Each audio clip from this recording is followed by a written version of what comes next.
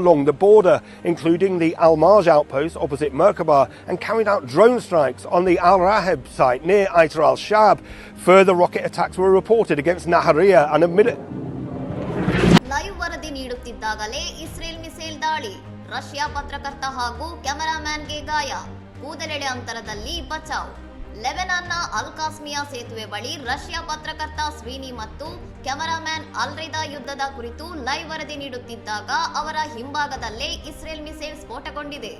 ಸ್ಫೋಟದ ತೀವ್ರತೆಗೆ ಪತ್ರಕರ್ತ ಹಾಗೂ ಕ್ಯಾಮೆರಾಮ್ಯಾನ್ ಇಬ್ಬರಿಗೂ ಗಾಯಗಳಾಗಿದ್ದು, ತಕ್ಷಣವೇ ಅವರನ್ನು ಸ್ಥಳೀಯ ಆಸ್ಪತ್ರೆಗೆ ದಾಖಲಿಸಿ ಚಿಕಿತ್ಸೆ ನೀಡಲಾಗಿದೆ. ಈ ಭೀಕರ ದೃಶ್ಯ ಕ್ಯಾಮೆರಾದಲ್ಲಿ ಸೆರೆಯಾಗಿದೆ. ಪ್ರೆಸ್ ಜಾಕೆಟ್ ಧರಿಸಿದ್ದರೂ ಪತ್ರಕರ್ತರ ಮೇಲೆ ದಾಳಿ ನಡೆಸಿರುವುದು ಉದ್ದೇಶಪೂರ್ವಕ ಹಾಗೂ ಅಂತಾರಾಷ್ಟ್ರೀಯ ನಿಯಮಗಳ ಉಲ್ಲಂಘನೆ ಎಂದು ರಷ್ಯಾ ವಿದೇಶಾಂಗ ಸಚಿವಾಲಯ ಇಸ್ರೇಲ್ ವಿರುದ್ಧ ತೀವ್ರ ಆಕ್ರೋಶ ವ್ಯಕ್ತಪಡಿಸಿದೆ. ರಷ್ಯಾದ ಆರೋಪಕ್ಕೆ ಪ್ರತಿಕ್ರಿಯಿಸಿರುವ ಇಸ್ರೇಲ್, ದಾಳಿ ನಡೆಸುವ ಮುನ್ನವೇ ಆ ಭಾಗದ ಜನರಿಗೆ ಸುರಕ್ಷಿತ ಸ್ಥಳಗಳಿಗೆ ತೆರಳುವಂತೆ ಅಧಿಕೃತ ಎಚ್ಚರಿಕೆ ನೀಡಲಾಗಿತ್ತು ಎಂದು ಸ್ಪಷ್ಟನೆ ನೀಡಿದೆ. ಇರಾನ್ ಬೆಂಬಲಿತ ಹೆಜಬಲ್ಲಾ ಉಗ್ರರು ಲೆಬನಾನ್ನಿಂದ ಇಸ್ರೇಲ್ ಮೇಲೆ ಮಿಸೈಲ್ ದಾಳಿ ನಡೆಸುತ್ತಿರುವ ಹಿನ್ನೆಲೆಯಲ್ಲಿ ಇಸ್ರೇಲ್ ಕಳೆದ ಕೆಲವು ದಿನಗಳಿಂದ ದಕ್ಷಿಣ ಲೆಬನಾನ್ ಮೇಲೆ ಸರಣಿ ವೈಮಾನಿಕ ದಾಳಿಗಳನ್ನು ನಡೆಸುತ್ತಿದೆ. ಇನ್ನಷ್ಟು ಸುದ್ದಿಗಳಿಗಾಗಿ ನೋಡ್ತಾ ಇರಿ ಸೌರಂ ಟಿವಿ.